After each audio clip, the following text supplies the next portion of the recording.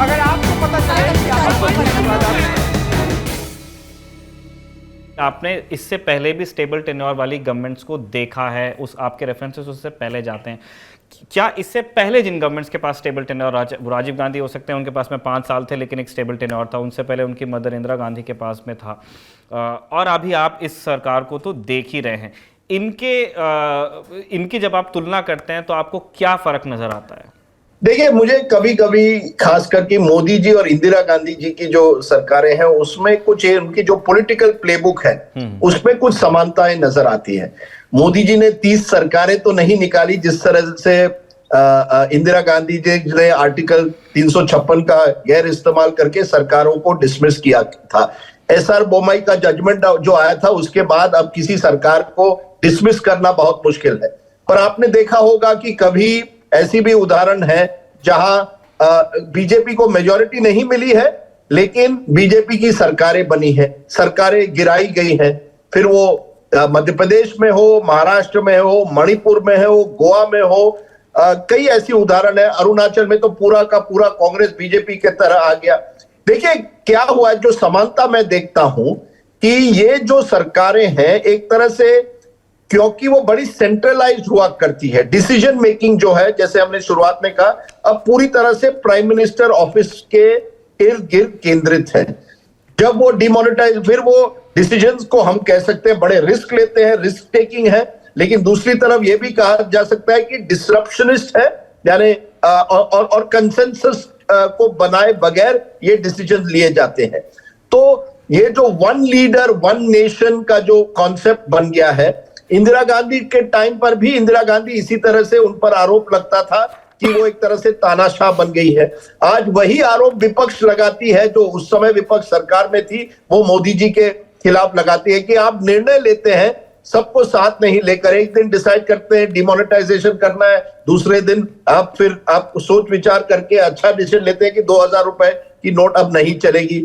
आप अन्य जो निर्णय ले, कोविड के टाइम पे शुरुआत में ये कई राज्यों की तकरार थी कि ये जो होम मिनिस्ट्री केंद्रित है वो सब रूल्स और रेगुलेशन बना रही है, हमारी ऑटोनॉमी जो है डिसीजन लेने में उसको आप धीरे धीरे कम कर रहे हैं। आज भी मैं किसी एक विपक्ष के नेता को ऐसे बात कर रहा था, वो कह रहे एजुकेशन पॉलिसी पर भी हर निर्णय जो है केंद्र लेता है, हमें जो फ्लेक्सिबिलिटी है, हम पैसा लगाते हैं कॉलेजों में, फंड्स में, लेकिन निर्णय किस तरह से डोमिसाइल स्टेटस होना है नहीं होना है, ये सब निर्णय दिल्ली में होते हैं। तो ये दिल्ली सेंट्रिक जो सरकारें बन गई है, और आप देखेंगे मेजॉरिटी सरकारें देश में जितनी भी बन गई है, राजीव गांधी की भी आप सरकार लीजिए, उन्होंने भी कई ऐसे कदम तब उठाए थे, डेफमेशन बिल ओवरनाइट लाया था। आप अपने आप को, आपको लगता है विपक्ष डज नॉट मैटर, जो विरोधी पक्ष है उनको आपको कंसल्ट करने की जरूरत ही नहीं है। तो आप देखेंगे कई ऐसी चीजें हुई है, बड़े निर्णय होते हैं। आज चीन पर आप लीजिए, अभी तक ये तय नहीं है क्या चीन की सेनाएं क्या वाकई हमारे पेट्रोल पॉइंट्स पर हैं। आपने ये सब बातें ना पार्लियामेंट के फ्लोर पर रखी है, ना आपने विपक्ष को पूरी तरह से कॉन्फिडेंस में लिया। हालांकि एक मीटिंग औपचारिकता की तरह से एक ऑल पार्टी मीटिंग हुई थी चीन को लेकर, लेकिन जो निर्णय लेते हैं, जो डिसीजंस होते हैं, उसमें कोई कंसल्टेशन प्रोसेस नहीं है। ये मुझे लगता है सरकार की, आप कह सकते हैं, कमजोरी है।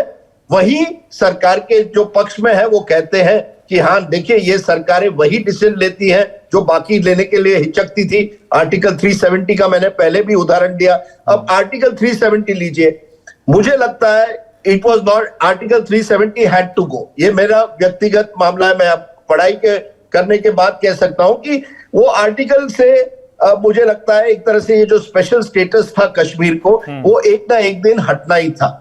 लेकिन आपने किया क्या, उसी साथ आपने उस राज्य को यूनियन टेरिटरी में, 2 यूनियन टेरिटरी में बांट दिया। अब आज की तारीख में जब तक आप वहां चुनाव नहीं करवाएंगे, डेमोक्रेसी बहाल नहीं करवाएंगे, सवाल उठेंगे उस निर्णय से आपको क्या फायदा हुआ। तो आई थिंक सबसे बड़ा, और ये जो फ्रिक्शन है केंद्र और राज्यों के बीच में, ये बढ़ता जाएगा। आप मैं आज दक्षिण में हूं, 5 राज्यों में यहां गैर बीजेपी सरकारें हैं। उनका कहना है कि फाइनेंस तो हम 30% जीडीपी हम प्रोवाइड करते हैं, लेकिन रेवेन्यू जो है वो बाकी राज्यों में जा रहे हैं, तो हमें पिनलाइज किया जा रहा है, क्योंकि हम जो है हमने हमारी पॉपुलेशन ग्रोथ को कंट्रोल में रखा है, हमारी इकोनॉमी प्रोग्रेस कर रही है। तो ये जो डिविजन्स बन रहे हैं, इसको आपने कैसे एक किस तरह का एक हार्मनी किस तरह से करेंगे, क्योंकि आपने तो प्लानिंग कमीशन हटा दी overnight. One of your first decision Narendra Modi ji ने ये 2014 में कर दिया, प्लानिंग कमीशन की जरूरत नहीं है, आपने नीति आयोग बना दिया। और कई लोगों का कहना है नीति आयोग तो इस केवल अ टॉकिंग शॉप।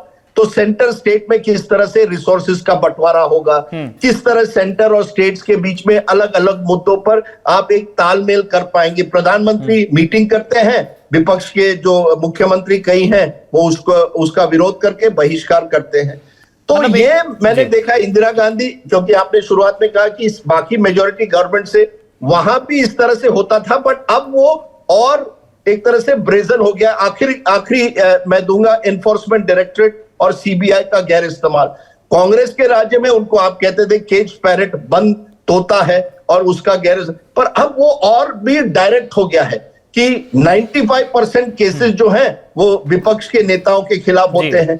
और यही वजह है कि कहीं ना कहीं सेंटर स्टेट रिलेशंस, ये देश जो है दिल्ली से नहीं चल सकता निखिल।